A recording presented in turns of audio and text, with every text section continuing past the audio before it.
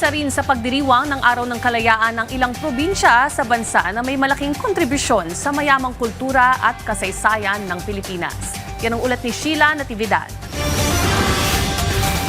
Sa temang kalayaan, kinabukasan, kasaysayan, nakiisa ang iba't ibang lalawigan sa paggunita ng ika-128 anibersaryo ng Proklamasyon ng Kalayaan ng Pilipinas.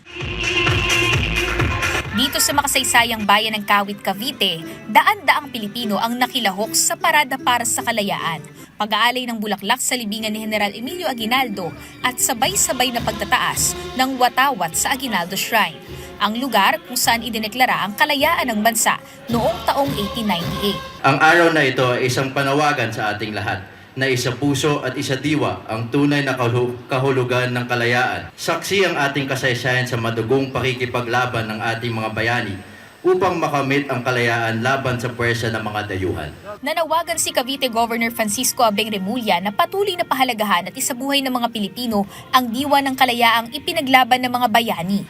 Para naman sa mga veterano, mahalagang maipasa sa mga susunod na henerasyon ang alaala ng kanilang paglilingkod at pagtatanggol sa bayan. Napakalaking karangalan para sa aming katulad naming mga veterano kasi ito nagbibigay paalaala sa buong sambayan ng Pilipino kung ano ang ginampanan naming pakikipaglaban laban sa mga manlulupig sa ating bayan. Samantala, ipinahayag naman ng mga dumalo ang kanilang pagmamalaki bilang mga Pilipino sa pagdiriwang ng Araw ng Kalayaan. Proud ako bilang Pilipino. Pinagmamalaki ko anong meron sa Kawit, Cavite. Panawagan niya sa mga kapwa Pilipino ngayong Araw ng Kalayaan. Magkaroon tayo ng unity, magkaisa, tapos maging maging wise kung ano man nangyayari sa ngayon, di ba? Sa ating bansang Pilipinas, kung may nagiging problema, makipagtulungan na tayo sa ating gobyerno. Samantala, nakiisa rin sa pagunita ang mga opisyal ng pamahalaang panlalawigan ng Bulacan sa pamamagitan ng pag-aalay ng bulaklak sa bantayog ni Aguinaldo sa Baraswain Church sa lungsod ng Malolos.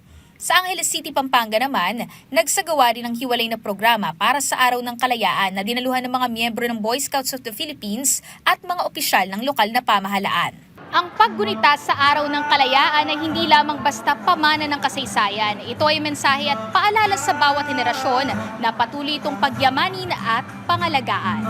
Mula rito sa makasaysayang bayan ng Kawit sa Cavite, Sheila Natividad para sa Bayan.